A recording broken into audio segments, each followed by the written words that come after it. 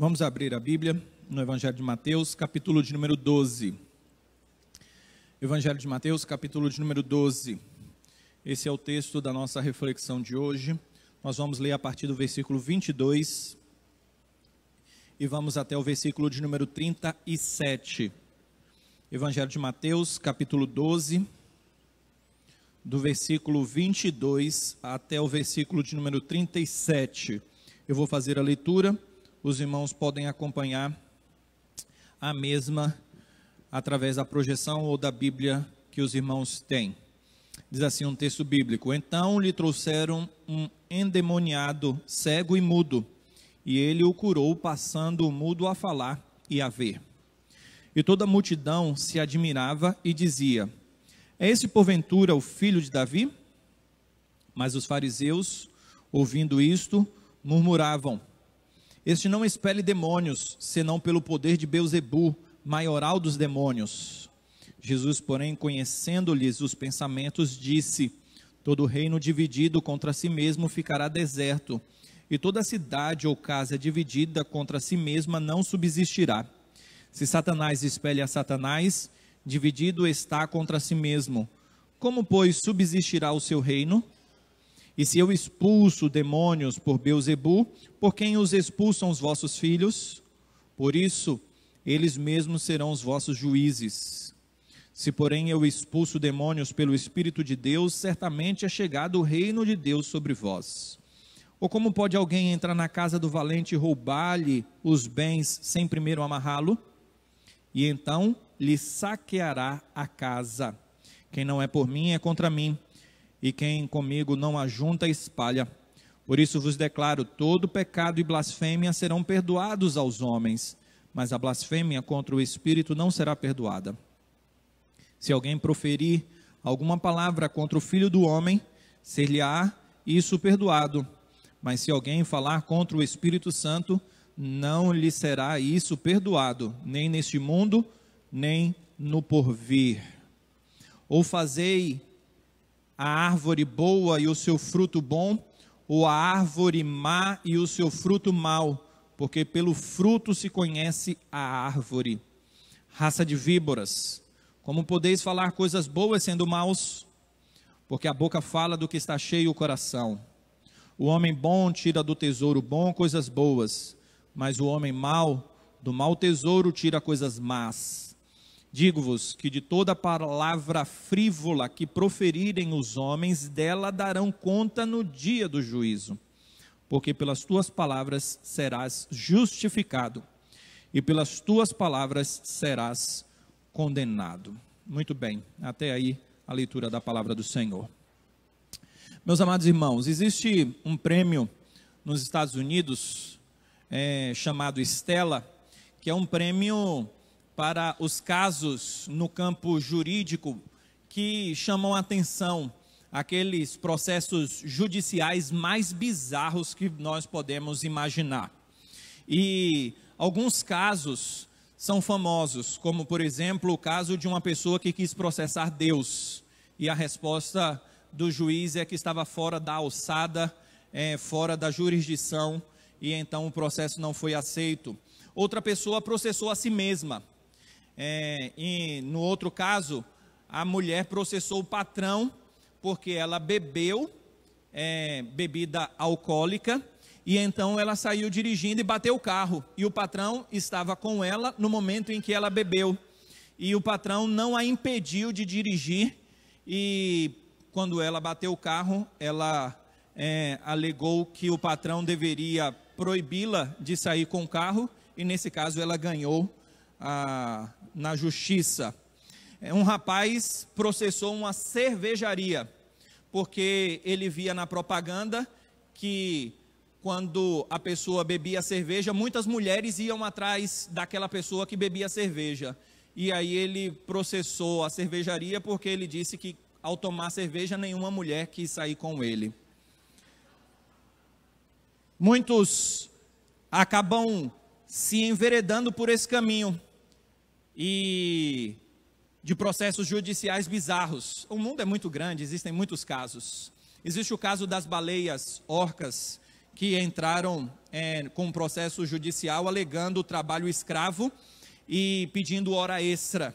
Lógico que não foram elas que entraram com o processo judicial, mas um grupo de ambientalistas. Mas o processo estava no nome das duas baleias orcas. O nome deste prêmio é Stella. E depois vocês podem pesquisar na internet, caso se sintam curiosos por conhecer, porque houve um caso de uma mulher de 79 anos chamada Stella, e ela entrou no McDonald's e ela pediu um McCafé, que é um café do McDonald's. E quando ela foi abrir a tampa do copo que ela estava tomando o café então foi derramado, ela derrubou o café no colo e ela se queimou. E então ela entrou na justiça contra o McDonald's e ela ganhou algum dinheirinho. Quanto é que você acha que ela deve ter ganhado? Apenas 3 milhões de reais aproximadamente. E é caso verídico. E então o pessoal, percebendo o absurdo do que aconteceu, como pode derramar um café, uma pessoa ganhar uma indenização de quase 3 milhões de dólares. Então, olhando esse absurdo, a sociedade criou o prêmio Stella com base nesse fato, para relatar. Qualquer pessoa pode concorrer se você tiver um caso aí de justiça. O quadro que nós encontramos no nosso texto parece com uma defesa jurídica. E quando nós olhamos, nós poderíamos enquadrar essa situação se fosse um processo jurídico. Tem uma cena de defesa, de acusação e outras situações mais que parecem um quadro de defesa jurídica. E nós poderíamos enquadrar dentro desse prêmio Stella, porque é um absurdo o Senhor Jesus fazendo algo que é positivo para os outros, fazendo o bem, curando, e ainda assim ele é acusado de praticar algo ruim.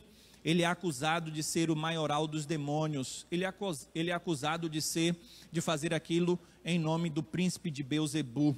Portanto, nós falamos sim que é aqui algo que extrapola esses prêmios essas situações que nós acabamos falando aqui dentro do caso que nós chamamos de absurdo. Lembramos que Jesus foi acusado pelos fariseus ao longo da sua vida, mas aqui nós encontramos a acusação mais crassa e mais terrível, quando ele é acusado de estar mancomunado com o próprio Satanás. Nós encontramos aqui no capítulo 12, a verdade de que a hostilidade contra Jesus começou a ser mais acentuada, ao ponto deles desejarem tirar a vida de Jesus. Nós estudamos isso há um tempo atrás, e agora nós encontramos essa blasfêmia, conforme o próprio texto relata, e então nós encontramos esse absurdo de uma palavra sendo deflagrada contra o nosso Senhor Jesus. E é pensando nesse aspecto que nós vamos meditar sobre o seguinte tema: Jesus, do lado de Beelzebu ou seu vencedor? A narrativa mostra que Jesus está com algumas pessoas e é levado até ele uma pessoa que estava endemoniada, porém o demônio não só a escravizava em vários aspectos, mas a mantinha muda e surda, ou seja, o demônio estava trazendo implicações físicas de saúde para a vida daquela pessoa. Não é certo que todas as possessões demoníacas, ou melhor dizendo, que todas as enfermidades têm a ver com possessão demoníacas. Não afirmamos isso. Mas em alguns casos, e não em todas as possessões demoníacas, em alguns casos, nos relatos bíblicos, nós encontramos limitações físicas colocadas por aquela possessão demoníaca, e esse é um caso. Jesus então espelha aquele demônio, como nós lemos, e aquele rapaz começa a falar, e ele também começa a ver. Eu falei que era surdo, mas gostaria de consertar, ele é cego e mudo. E então nós encontramos essa perspectiva da libertação, algo surreal no campo da humanidade, ninguém, absolutamente ninguém fazia isso, e então os próprios observadores daquele milagre, eles chegam à conclusão lógica que tanto eu quanto você chegaríamos: este é alguém diferenciado, este é alguém prometido, este é alguém grandioso demais. E então eles chegam a perguntar, mas no sentido de afirmação, é uma pergunta retórica, eles criam naquilo, eles estavam enxergando os milagres, eles estavam enxergando Jesus, eles estavam vendo toda aquela situação, e eles então perguntam: este é o filho de Davi? Será este porventura o filho de Davi? E então eles estão fazendo uma pergunta e classificando Jesus como filho de Davi, uma pergunta que aponta para o caráter de Cristo na sua pessoa, um caráter messiânico. Eles estão dizendo: este é o Messias esperado, este é aquele que as Escrituras se referia sobre ele, e este é aquele que veio nos salvar, que veio nos libertar, e todo o contexto messiânico que os judeus tinham na expectativa da vinda do Messias. E a expressão filho de Davi é um título messiânico, porque Davi foi um rei, e assim havia uma profecia de que haveria de vir um rei da descendência de Davi. Diante dessa situação, os fariseus estão enciumados, e eles dizem que não é da parte de Deus que vem o Senhor Jesus, antes ele vem da parte dos demônios. É um sentimento de perplexidade que está no coração e na mente daqueles que observam, e é um sentimento de ser contrário à obra do Senhor, e o que está no coração daqueles fariseus. Os fariseus, portanto, eles têm a intenção de ir contra o Senhor Jesus. O interessante é que eles não questionam a natureza do milagre, eles não questionam se realmente aconteceu o milagre. Era algo visível, era algo que todos eles poderiam testificar. Eles não dizem: olha, esse é um impostor, ele está fingindo que está curando, ou coisa dessa natureza. Era perceptível o milagre, a expulsão de demônios. Jesus, no seu ministério, ele deixa patente o que ele veio fazer e o que ele poderia fazer. Portanto, como os fariseus não tinham como acusar Jesus de ser um impostor, eles percebiam e viam o caráter sobrenatural do Senhor, eles conseguem enxergar o milagre, e então eles só têm um caminho para que eles pudessem apelar. E é no caso de que o poder sobrenatural que Jesus tinha não vinha da parte de Deus, mas vinha da parte dos demônios. Portanto, nós encontramos aqui a inveja e o ódio no coração desses fariseus para falarem tais palavras quanto à questão de Jesus. E esta hostilidade fazia com que os fariseus buscassem cada vez mais colocar Jesus em descrédito, e é por isso que eles estão sempre acusando o Senhor, para que a fama do Senhor não se espalhasse, e para que eles pudessem continuar liderando aquela região com os ensinos deles. Eu lembro que eu estive em um júri popular, em uma cidade pequena, assistindo simplesmente, não fazendo parte do júri, mas a questão era de que 2 rapazes que estavam presos, estavam sendo julgados. Eles já estavam presos, mas eles precisavam ser julgados, e eles foram julgados por assassinar uma moça, uma mulher.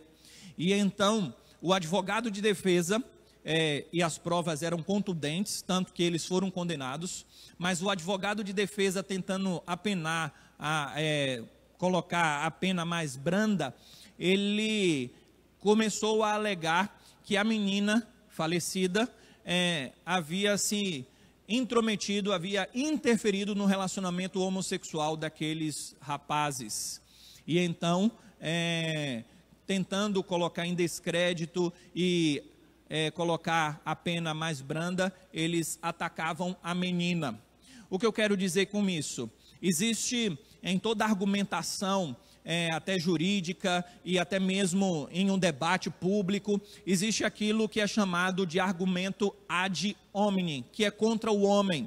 Então, os fatos estão ali, as questões estão patentes, e a pessoa acaba apelando, a pessoa que está fazendo uma defesa ou que está acusando, ele acaba apelando para a pessoa e não propriamente para os fatos, é o argumento contra a pessoa. E então ela pode até estar defendendo uma situação válida, mas para dar descrédito, então começa a desmoralizar a pessoa.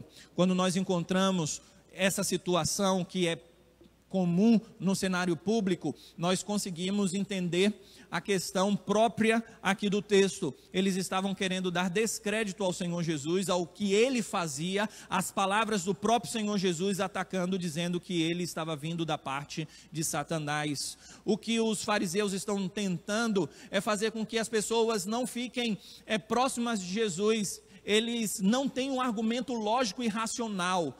O argumento é para impor medo. Se Jesus está ali curando, e se eles dizem, olha, ele vem da parte de Satanás, as pessoas ficariam com medo e não dariam mais crédito, Jesus entraria em descrédito.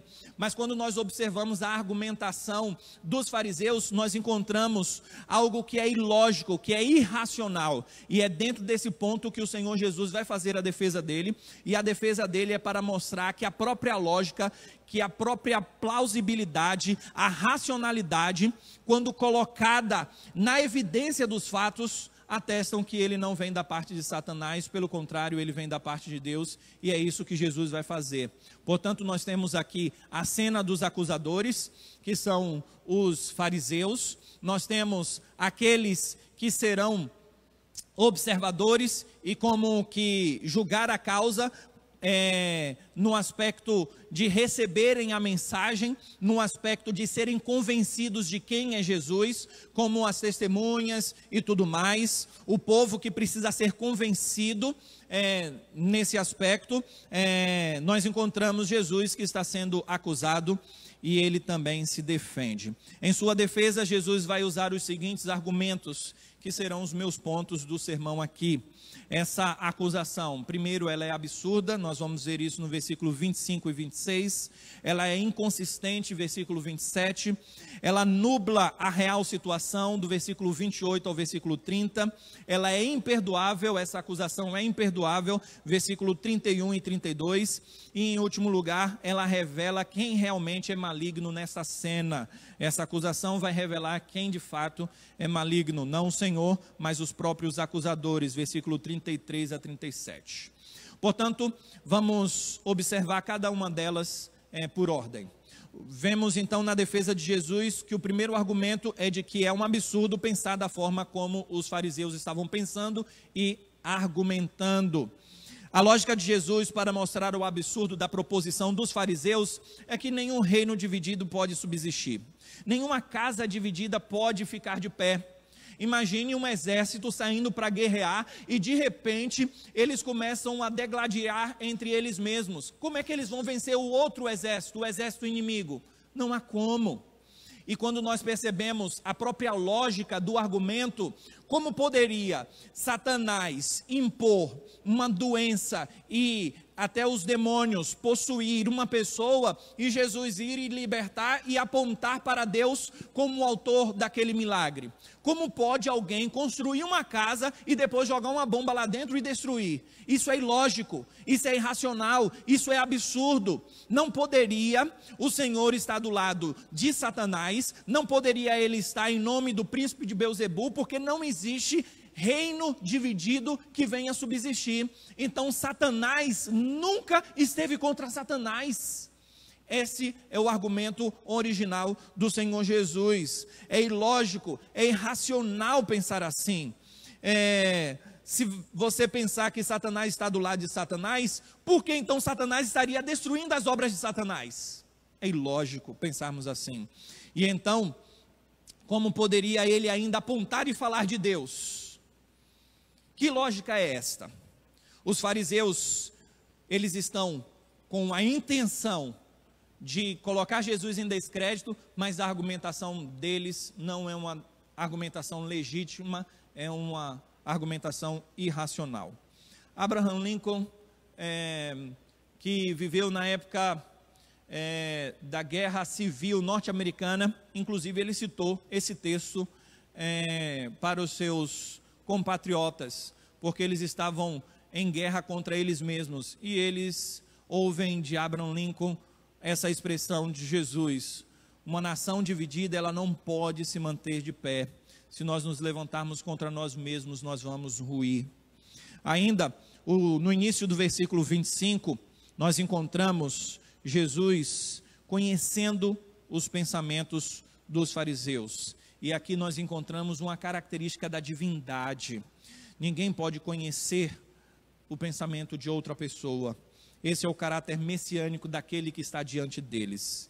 Se realmente Jesus era Deus e o Messias, ele poderia até fazer cair um fogo do céu naquele exato momento sobre a vida dos ouvintes e sobre a vida dos fariseus que estavam ouvindo aquilo, que estavam conversando com Jesus, e Jesus então provaria que ele estava certo. Eu sou Deus, quer ver que eu sou Deus? Torrem. E aí caía o fogo do céu e consumia todos eles e pronto, ficava provado. Vocês estão em dúvida? Pronto, eu vou provar para vocês. Vocês vão morrer agora. Mas Jesus não faz isso. Jesus não prova que ele é Deus dessa forma. Pelo contrário, ele prova que ele é Deus, sendo paciente, sendo complacente, e ele não veio para trazer juízo no primeiro momento, mas ele virá a segunda vez para trazer juízo. Mas da primeira vez ele veio para tirar pecados, conforme o livro de Hebreus nos relata. E então, mesmo aqueles que têm um coração duro e que jamais se voltarão para Deus, eles jamais poderão argumentar que Deus não foi paciente para com eles. E portanto nós temos a prova de que o Senhor é Deus, não no exercício do juízo, mas no exercício da paciência. Imagine se alguém chegasse para você e lhe acusasse disto. Você poderia, se você tivesse capacidade de provar mesmo, você provavelmente iria querer provar. E o que Jesus estava fazendo, os milagres, já era a prova. Ainda no capítulo 12, um pouco mais à frente, o pastor Isaías vai pregar sobre esse texto. Eles pedem um milagre para Jesus, e Jesus diz que nenhum milagre haveria de ser dado, nenhuma comprovação, nenhum sinal, melhor dizendo, do que o sinal de Jonas. É isso no contexto do capítulo 12. O que nós queremos dizer é que eles estão buscando o sinal simplesmente para pegar Jesus em algum erro, mas eles não querem ser convencidos. E, portanto, Jesus, ele tem o Evangelho, e o Evangelho prova quem ele é. Vejamos o segundo argumento. Na defesa de Jesus, nesse segundo argumento, ele prova que é inconsistente pensar da forma como os fariseus estavam argumentando. Versículo 27, ele lhe diz: olha, se vocês estão dizendo que eu expulso Satanás, demônios, em nome do príncipe de Beelzebu, o maioral dos demônios, por que então expulsam os filhos de vocês? A ideia é que os fariseus também praticavam aquilo que no linguajar popular é conhecido como exorcismo. Eles faziam isso. E a pergunta mostra a inconsistência do argumento deles. Olha, como é que vocês dizem que eu expulso os demônios pelo nome, pelo poder do príncipe dos maiorais dos demônios, e por quem expulsam então os vossos filhos? Os seus seguidores. Eles estão expulsando em nome de quem? E o próprio Senhor Jesus diz: eles serão os seus juízes, vão julgar essa causa. E qual é a lógica aqui de Jesus? Se eles dizem: olha, os nossos filhos não expulsam pelo poder de Deus, então eles estão em descrédito, porque os próprios filhos deles estariam expulsando pelo príncipe de Beelzebu. Agora, se eles dizem não, eles estão expulsando pelo poder e pelo dedo de Deus, então eles iam jogar o argumento deles no lixo, porque Jesus também estava fazendo a mesma coisa. Então, o Senhor faz essa pergunta para mostrar que é inconsistente, além de irracional, é inconsistente a argumentação deles. Jesus, em sua defesa, ele age de forma extraordinária, pois qualquer que fosse o veredito, Jesus se valeria desse veredito como algo que iria beneficiá-lo e colocar em descrédito exatamente a argumentação dos fariseus. O terceiro argumento da defesa de Jesus é que obscurece a verdade quando eles argumentam dessa forma. Eles escondem o real motivo da ação do Senhor Jesus, e o Senhor então vai revelar através da sua defesa o que de fato estava acontecendo. Eu quero dizer por obscurecimento ou obscurantismo, o esconder a verdade. Então, é uma ação que as pessoas procuram manifestar para ocultar algo. E nós encontramos aqui uma revelação sui generis que até então nós não encontramos no Evangelho. Essa questão de que Jesus veio para destruir as obras de Satanás. Não que nós não encontramos isso no Evangelho, mas aqui é o início desse clareamento, desse clarificar dessa verdade. Jesus veio para destruir as obras de Satanás e para nos libertar do cativeiro do diabo. O que estava realmente acontecendo era algo que andava na contramão do que eles estavam afirmando. Satanás não está do lado de Satanás, pelo contrário, Jesus veio para destruir as obras do diabo. O se que aparece aqui no texto, algo fantástico, né? Versículo 27, e se eu expulso demônios pelo Beelzebu, é o versículo 27, mas o 28 que eu quero falar, na verdade. Se porém eu expulso demônios pelo Espírito de Deus, certamente é chegado o reino de Deus sobre vós. Então, o fato de Jesus realizar aquela obra, então aponta para algo muito maior. Aponta para a chegada desse reino, a presença do reino de Deus já estava ali e algo fantástico estava acontecendo. Quando olhamos para esse si, aqui nós encontramos a ideia daquilo que é chamado de uma condicional.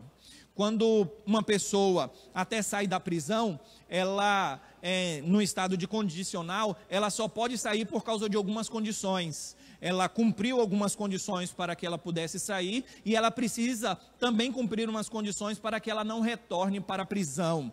Quando pensamos nesse aspecto, existem algumas condições, uma das quais leva a outra.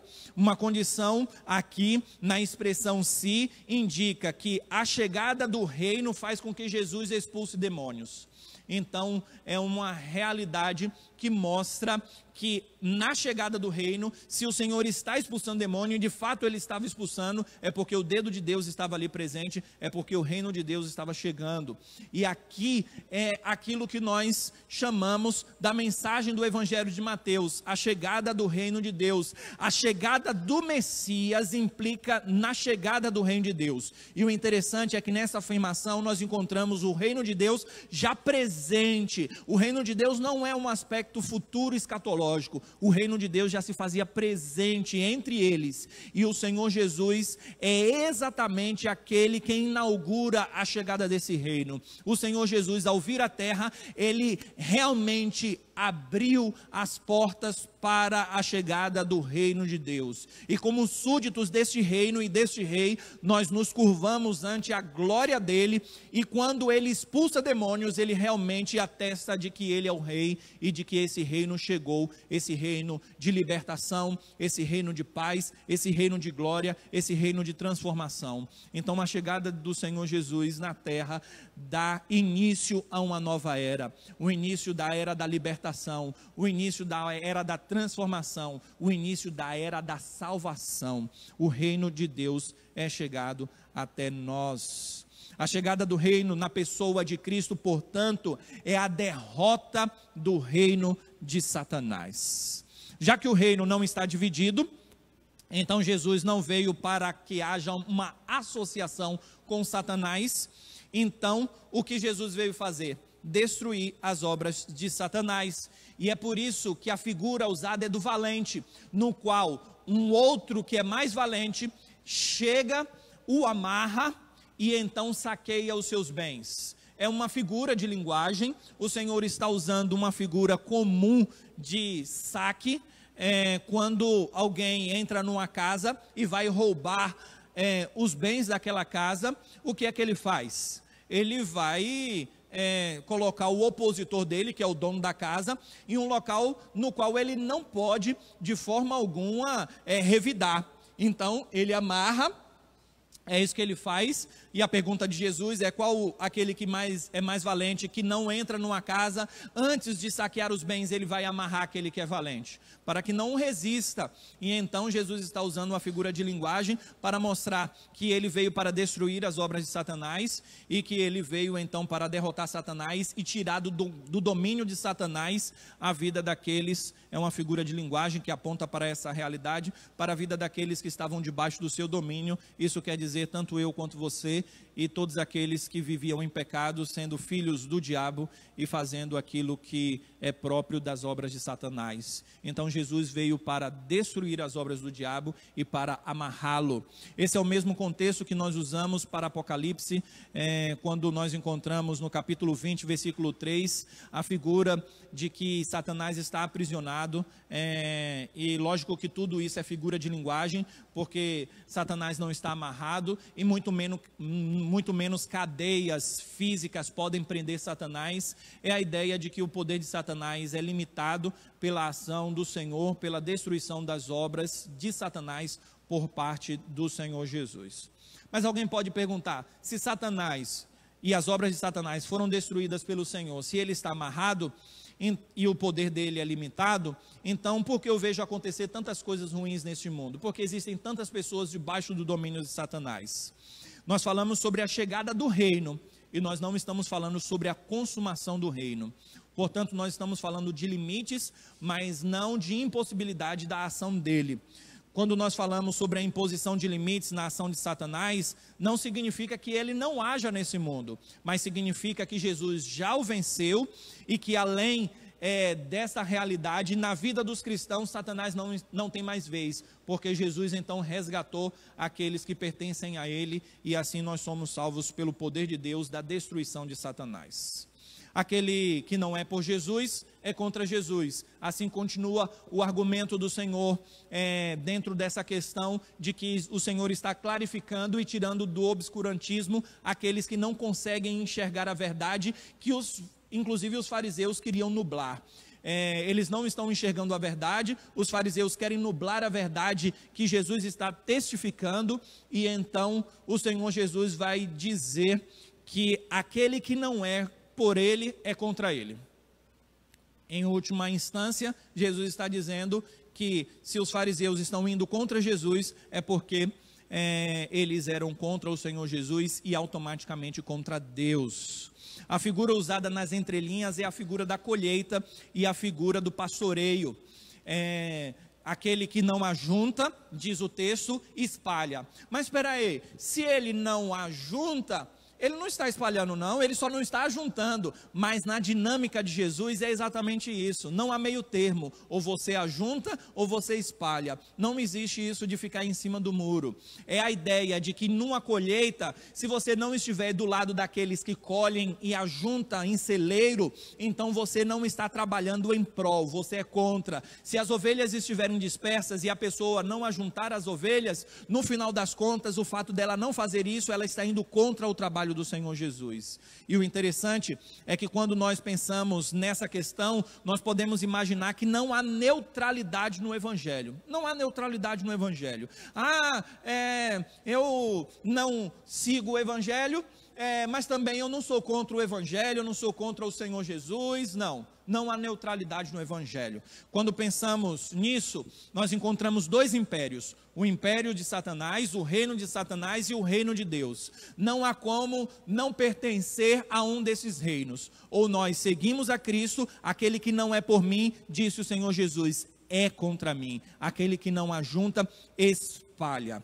O interessante é que quando eu estava fazendo esse sermão e pensando nessa dinâmica de juízo, de condenação, de defesa, de tribunal, o presbítero Peterson chegou aqui no escritório e eu fiz uma pergunta para ele sobre essa questão jurídica, pelo fato dele ser conhecedor de leis e formados nessa área. E eu estava perguntando essa questão que eu tinha em mente, e ele apenas usou uma expressão que eu estou usando aqui agora e vou usar aqui agora, dentro dessa questão de defesa, que não há como você ficar em cima do muro numa situação de acusação ou defesa. E aí, ele me explicando, ele disse que existe uma expressão latina na área do direito que é in dubio pro réu, que significa literalmente, na dúvida a favor do réu. Você nunca fica assim, eu não sei, eu vou me abster. Meu voto aqui é de abstenção, eu não sei para onde eu vou, não. Você precisa tomar uma decisão. E quando nós pensamos nisso, nós pensamos na defesa do Senhor, e aqueles que estão ouvindo, e todos nós que aqui estamos, precisamos entender. Nós temos que escolher um lado. Não há como ficar em cima do muro. É isso que Jesus está falando. Ou você escolhe um lado, ou você escolhe o outro. E se você não escolher o lado de Cristo, automaticamente você está escolhendo o lado de Satanás. Na dúvida, em favor de Satanás. É isso que acontece no nosso caso. O reverendo Leandro Lima, ele até usa esse texto para falar sobre batalha escatológica. E é mais ou menos nesses termos, mais ou menos, porque não é essa a minha abordagem, ainda que eu fale pinceladamente sobre alguns aspectos dessa batalha escatológica, mas eu gostaria de usar essa expressão para dizer o seguinte: nós estamos numa guerra. A vida cristã é uma guerra. Quando ele fala sobre batalha, ele está falando, Leandro Lima, ele está falando exclusivamente da batalha do Senhor e não nossa. Mas eu gostaria de usar essa expressão somente, batalha, para dizer que ou nós somos do exército do Senhor e nós trabalhamos do lado dele, ajuntando, ou então, quando nós não fazemos nada, nós estamos espalhando. Nós somos contra ele. Não há como em uma guerra você olhar assim, ver pessoas morrendo e falar bem assim, simplesmente eu não tomo partido, eu não escolho nenhum lado. É impossível isso acontecer. Se Jesus tem poderes sobrenaturais, portanto, sua identidade e associação é com o sobrenatural. Mas a pergunta é, que sobrenatural? De Deus ou de Satanás? Na sua defesa, os fariseus acusam Jesus de que ele está fazendo isso pelo poder de Satanás. Mas na defesa do Senhor Jesus, o Senhor mostra e prova que ele está fazendo isso da parte de Deus. Um fariseu chamado Nicodemos, quando apareceu para o Senhor no Evangelho de João capítulo 3, ele é um fariseu, ele chega para Jesus e diz: mestre, sabemos que o Senhor vem da parte de Deus, porque ninguém faz os milagres que tu fazes se Deus não estiver com ele. Portanto, meus amados irmãos, os milagres do Senhor autenticam quem ele é, e os fariseus sabiam muito bem disso, mas eles não queriam dar o braço a torcer. Antes eles, por causa do orgulho e do pecado do coração deles, acusavam o Senhor Jesus. Portanto, nós vemos na quarta argumentação do Senhor, que é imperdoável pensar da forma como os fariseus estavam pensando, versículo 31 e 32. E aqui nós entramos no caso da blasfêmia contra o Espírito Santo. Isso tem amedrontado muitos cristãos. Muitos cristãos perguntam: o que é a blasfêmia contra o Espírito Santo? Pensando que podem ter blasfemado contra o Espírito Santo. A primeira resposta que nós damos é: fique tranquilo, um verdadeiro cristão nunca blasfema contra o Espírito Santo. E aquele que tem medo de blasfemar contra o Espírito Santo, ele não blasfemou contra o Espírito Santo. Somente os crentes é que fazem essa pergunta. Interessante. Você não vê nenhum ímpio falando bem assim, que realmente blasfemou contra o Espírito Santo com medo de ter blasfemado contra o Espírito Santo. Então, se você é cristão, não fique com medo disso. Só crente, lógico que crente que não estuda muito, né, que fica com medo. Será que eu blasfemei contra o Espírito Santo? Será que eu blasfemei? Fique tranquilo quanto a isso. A Bíblia diz que o Espírito Santo é quem convence o homem do pecado, da justiça e do juízo. Se você acha que você pecou e está com medo de ter pecado, então o Espírito Santo é quem está convencendo você do pecado, e automaticamente ele está na sua vida lhe convencendo de que você está errando. E se você está com medo de ter blasfemado contra o Espírito Santo, é porque você está errando, talvez em algum particular, mas não significa que você blasfemou contra o Espírito Santo. Então, o que significa a blasfêmia contra o Espírito Santo? Essa matéria tem sido debatida por muitos teólogos. Nós não temos tantos textos que falam sobre isso, são poucos os textos, e nós precisamos interpretar o texto dentro do seu contexto. E quando falamos sobre blasfêmia, o próprio nome já indica o que significa blasfêmia. A blasfêmia tem a ver com a palavra, está relacionada com o que se diz. Então, quando alguém blasfêmia é quando ele lança impropérios, é quando ele lança palavras negativas contra a divindade. Então, é o uso de uma linguagem imprópria para injuriar a Deus. Essa é a ideia da blasfêmia.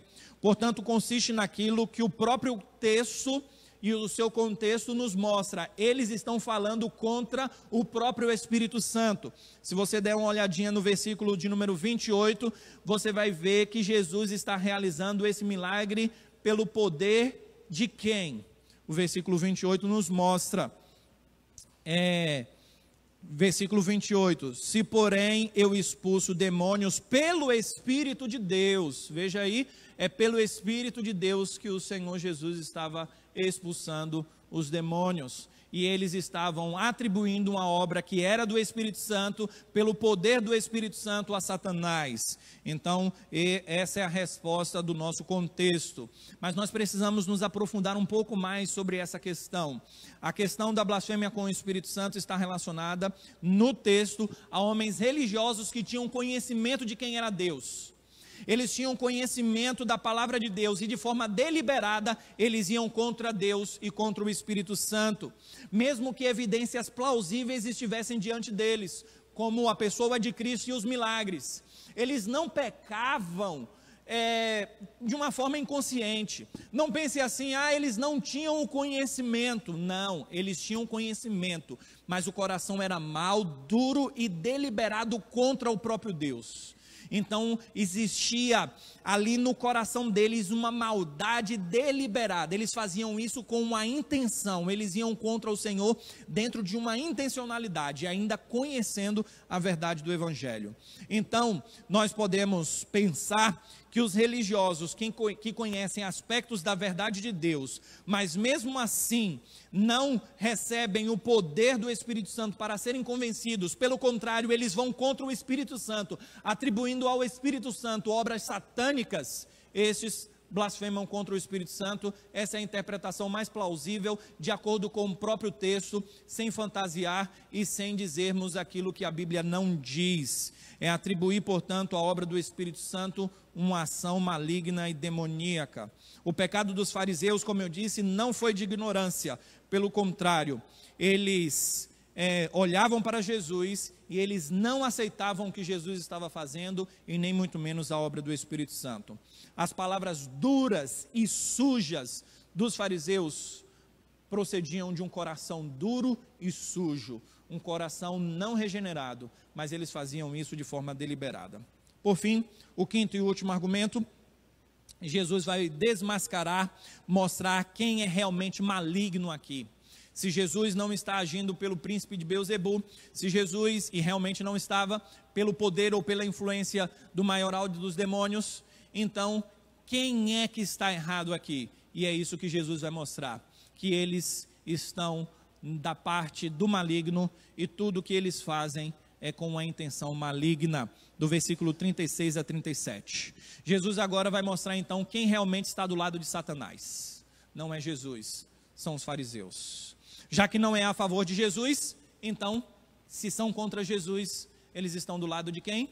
Do lado de Satanás. Como nós dissemos, não há meio termo para essa verdade. Eles são blasfemos, é isso que Jesus está dizendo. Eles são filhos das trevas, eles são maus de coração. Pelo fruto se conhece a árvore, é isso que o texto diz, logo no versículo 33. Então, o que eles estão falando é porque a árvore é má, o que eles estão falando é mal, é algo ruim, é algo pérfido, é algo intolerável. Então, se assim o é porque o coração deles também assim o é. Quando nós pensamos nesse aspecto, meus amados irmãos, nós conseguimos perceber aquilo que eu já venho pregado ao longo do estudo do Evangelho de Mateus. Não há como nós colocarmos para fora aquilo que não está dentro. Não há como alguém produzir coisas boas se o coração for mau. É a questão da religiosidade aparente que é contrastado pelaquilo que Deus conhece, que é o nosso interior. O versículo 34, Jesus chama aqueles fariseus de raça de víboras, pelos fatos deles dizerem blasfêmias, falando contra Deus e o Espírito Santo. E a ideia de Jesus chamá-los de raça de víboras nos aponta para a realidade de que o veneno ácido que eles colocam para fora é o que está dentro da serpente. Portanto, quando nós pensamos nesse aspecto, que é o que o versículo 35, Jesus usando uma outra metáfora, diz que o reservatório, alguém reserva em um local próprio, ele reserva ou algo bom ou algo mal, e quando ele reserva ali, depois quando ele abre, se ele reservou algo bom, haverá de sair dali de dentro algo bom, mas se ele reservou algo mal, não há como sair daquele reservatório uma coisa boa, se ele reservou ali coisas ruins. E então o Senhor Jesus vai dizer aquele aspecto de que a boca fala do que o coração está cheio. A boca não vai falar a favor de Deus, a favor de Cristo, se o coração não tiver de Cristo e de Deus. O Senhor Jesus está falando aqui diretamente para aqueles fariseus que estavam blasfemando e falando coisas contra Deus. Nós encontramos a malignidade do coração deles, e então nós precisamos entender que a nova vida produz coisas boas de um coração regenerado. Versículo 36 e 37 diz que cada palavra que nós proferirmos no dia do juízo, nós daremos conta delas. Interessante isso. E o mais interessante é a expressão que Jesus usa, palavra frívolas. O que quer dizer palavras frívolas? É aquilo que nós chamamos de conversa fiada que jogamos fora. Jesus está dizendo o seguinte: aquela conversa fiada que nós jogamos fora, mesmo essas, nós daremos conta delas. É aquela palavra que nós não temos a intenção de dizer muitas vezes, porque nós estamos brincando, estamos jogando conversa fora, e aí é um contexto descontraído, a gente sabe que não estamos levando aquilo a sério, mas nós falamos algumas coisas. Jesus está dizendo o seguinte: mesmo essas palavras frívolas, nós daremos conta. Se nós daremos conta dessas palavras frívolas, quanto mais aquelas intencionadas, quanto mais aquelas intencionais. Então, é isso que o Senhor está falando, que as palavras deliberadas e intencionais, nós daremos conta, assim como as palavras frívolas. Jesus diz que as palavras nos condenarão ou nos justificarão. Não pense que suas palavras vão lhe salvar, porque a salvação é uma obra de Deus, mas as suas palavras lhe condenarão ou lhe salvarão dentro dessa perspectiva de que aquilo que você coloca para fora é o que você tem dentro. Então, se você tem um coração regenerado, as suas palavras serão palavras de alguém regenerado, e então as suas palavras serão positivas. Mas se as suas palavras forem negativas, você vai ser julgado pelas suas obras e também por suas palavras. Gostaria de findar com algumas aplicações finais, concluindo então o sermão. Interpretei o texto, trouxe algumas pinceladas de aplicações, mas agora eu gostaria de trazer algumas aplicações mais diretivas. A primeira aplicação é naquilo que no nosso linguajar popular, evangélico, neopentecostal, se é dito por aí, eu gostaria de lhe orientar nesse sentido. Algumas pessoas dizem assim: está amarrado, Satanás, eu te amarro em nome de Jesus. E aí eles usam esse texto. Não use texto fora do contexto. Quem amarra Satanás não somos nós. Quem amarrou Satanás foi Jesus Cristo quando venceu Cristo na cruz. Isso não quer dizer que você não vá repreender Satanás em nome de Jesus quando você vir alguém endemoniado, por exemplo. Mas entenda que esse linguajar neopentecostal que circula por aí, de que vamos amarrar Satanás, vamos amarrar, não é muito bem assim, né? É igual o rapaz que pulou o muro, né? Com outro amigo, e ele era crente. E aí o cachorro saiu, aí ele saiu, tá amarrado, e o outro, tá amarrado ou tá solto? É para correr ou para não correr, né? Então tem um linguajar muito comum e muito próprio que as pessoas usam, sem saber o contexto e sem saber o surgimento, e nós não usamos esse linguajar com base nesse texto, porque quem amarrou Satanás foi o próprio Senhor Jesus, destruindo as obras dele, e tudo que nós fazemos em nome de Jesus, com base na obra dele. Nós vimos nesse relato a malignidade do coração humano. Portanto, não pense que o ser humano é bonzinho por natureza. Jesus disse, ou nós estamos do lado dele, ou nós não estamos do lado dele. Então, se Cristo lhe salvou, ele transformou o seu coração. Mas o seu coração é tão mau, tão pervertido, ao ponto de ser igual ou pior do que os fariseus. Aqui nós temos a doutrina da depravação total. Nós encontramos os judeus, que são pessoas que receberam os oráculos do Pai, eles receberam a revelação, eles estavam esperando o Messias, e ainda assim, de forma deliberada, eles foram contra Jesus. Então saiba o seguinte, o ser humano tem um coração mau e perverso. Esta é a realidade de todos nós seres humanos. Não há um que escape. Romanos fala isso, não há um que faça o bem, não há um que tema a Deus. Portanto, Cristo veio salvar pecadores, e diga como o apóstolo Paulo, dos quais eu sou o principal. Nós somos o principal dos pecadores, os principais dos pecadores, porque nós conhecemos o nosso próprio pecado e conhecemos as mazelas que carregamos no nosso coração. Portanto, não venhamos achar que nós somos bonzinhos por natureza. Pelo contrário, se nós somos diferentes, é porque a graça de Cristo nos alcançou, e não porque o nosso coração é bom. É porque nós somos transformados por Deus. Nós vimos nesse relato de que não há neutralidade no quesito de religião. Então, se você vem na igreja porque você acha o culto legal, porque você acha a palavra de um pregador muito boa, porque você gosta da música, do ambiente, se você fala bem assim, olha, meu filho, é muito bom ele estar na igreja, sabe por quê? Porque lá ele está livre das influências deste mundo. Se você incentiva as pessoas para ir na igreja, você diz bem assim, eu sou uma pessoa boa. Afinal de contas, eu estou até frequentando a igreja. Gostaria de dar uma notícia com base nesse texto, que é uma notícia triste para aqueles que pensam assim. Se você gosta da influência da igreja, mas você não gosta de Cristo, você está do lado de Satanás. Palavras duras, porém verdadeiras. Quem disse isso foi o próprio Senhor Jesus. Quem não é por mim, é contra mim. Portanto, não existe esse negócio de meio termo, de ser alguém amigo do Evangelho. Eu sou amigo do Evangelho. Não, nós precisamos ser restaurados e transformados pelo poder do Evangelho. Nós também podemos observar que não há reino dividido que subsista. Portanto, na igreja não pode haver divisão. A igreja ela não vai ficar de pé se os súditos desse reino forem um contra os outros. O próprio Senhor Jesus, melhor dizendo, o próprio apóstolo Paulo, ele usa a metáfora do corpo, dizendo que nós somos muitos membros, somos diferentes, mas somos do mesmo corpo, e nós não estamos contra o nosso próprio corpo. Não existe nenhuma parte do seu corpo que vai contra outra parte do corpo. Só se você for doido, né? Você chegar assim, dar um murro na sua cara, eu não gosto de você, cara, e começar a se bater.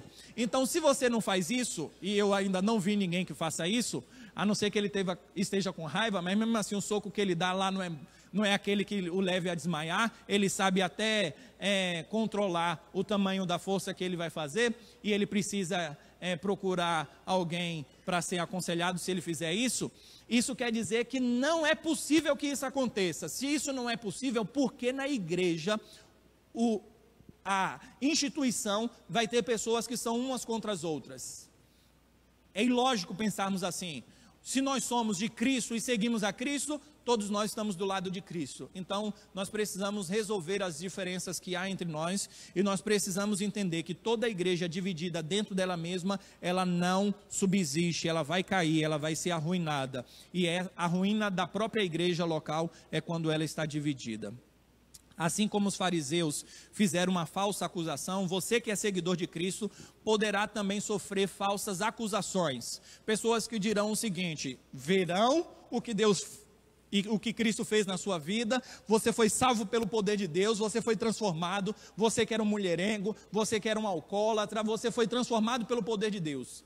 Mas Satanás poderá usar alguns para dizer: olha lá, recebeu uma lavagem cerebral. Vão fazer acusações contra você. Entenda que se Jesus passou por isso, nós também passaremos. Acusações irreais, mesmo que nós venhamos dar provas contundentes de que Cristo transformou a nossa vida. Então, mesmo que haja frutos de uma vida transformada, assim mesmo em algumas situações as acusações advêm.